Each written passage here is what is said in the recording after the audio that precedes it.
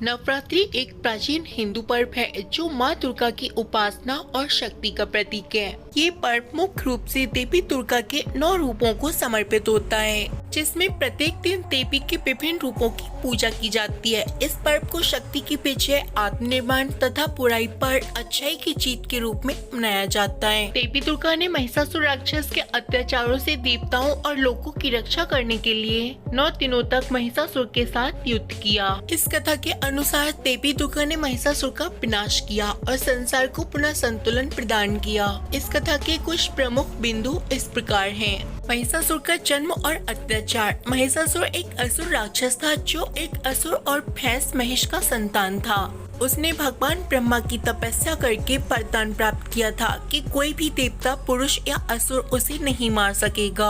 इस वरदान के कारण वह अत्यंत शक्तिशाली हो गया और तीनों लोकों में अत्याचार मचाने लगा। उसने देवताओं को परास्त कर स्वर्ग पर अधिकार कर लिया, जिससे सभी देवता और ऋषि मुनि परेशान हो गए। देवी दुर्गा का प्राकट्य। महिषासुर के अत्याचार से परेशान होकर सभी देवता भगवान ब्रह्मा, विष्णु और महेश के पास गए। तीनों देवताओं ने अपनी शक्तियों का संयोग करके एक दिव्य शक्ति का निर्माण किया जो अत्यंत तेजस्वी और अद्भुत थी। इसी शक्ति के रूप में देवी दुर्गा प्रकट हुई। देवी दुर्गा रूप अत्यंत मोहक और शक्ति से भरपूर था। उन्हें अनेक अस्त्र शस्त्रों से सजाया गया और सभी देवताओं ने उन्हें अपने अपने शस्त्र भेंट किए, जिससे वह युद्ध में महिषासुर का सामना कर सके। 9 दिन का महायुद्ध। महिषासुर ने देवी दुर्गा को युद्ध के लिए चुनौती दी और तब 9 दिनों तक उनके बीच घोर युद्ध हुआ। हर दिन देवी दुर्गा ने अपने विभिन्न रूपों को धारण किया और महिषासुर की सेना के विभिन्न राक्षसों का वध किया।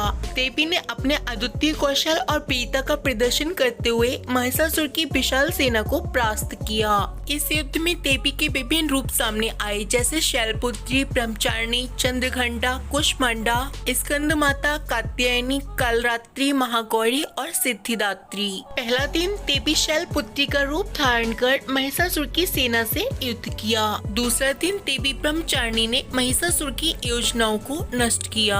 तीसरा दिन देवी चंद्रघंटा ने भयंकर रूप धारण कर कई असुरों का संहार किया। चौथा दिन देवी कुष्मांडा के रूप में शक्ति से भरपूर होकर राक्षसों का नाश किया। 5वां दिन देवी स्कंद माता ने महिषासुर की विशाल सेना को परास्त किया। 6वां दिन देवी कात्यायनी ने महिषासुर के अन्य असुरों का अंत किया। 7वां दिन देवी कालरात्रि ने महिषासुर की मुख्य सेना को पूरी तरह से नष्ट कर दिया। 8वां दिन देवी महागौरी ने असुरों को पूर्ण रूप से समाप्त किया।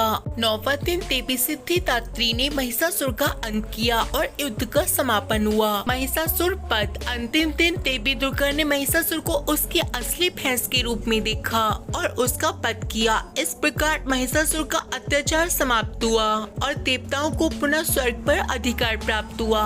नवरात्रि का महत्व। नवरात्रि का पर्व इस घटना की स्मृति में मनाया जाता है जो शक्ति की उपासना, आत्म संयम और बुराई पर अच्छाई की जीत का प्रतीक है। इस पर्व के दौरान लोग उपवास रखते हैं, देवी के 9 रूपों की पूजा करते हैं और अपने आस्था प्रकट करते हैं। नवरात्रि का उद्देश्य लोगों को आंतरिक शक्ति और धैर्य का मार्ग दिखाना है, जिससे वे अपने जीवन की कठिनाइयों का सामना कर सकें। निष्कर्ष। नवरात्रि का पर्व भारतीय संस्कृति और समाज में विशेष स्थान रखता है। ये केवल एक धार्मिक अनुष्ठान नहीं है, बल्कि एक सांस्कृतिक धरोहर भी है जो लोगों को उनकी आंतरिक शक्ति और आत्मविश्वास का एहसास कराता है। देवी दुर्गा का महिषासुर पर विजय प्राप्त करना ये संदेश देता है कि सत्य और धर्म की सदा विजय होती है और अन्याय और अधर्म को एक न एक दिन नष्ट होना ही होता है। हेलो सर, कैसे हैं आप सब? अगर आपको हमारा वीडियो अच्छा लगा हो तब प्लीज आप हमारे चैनल को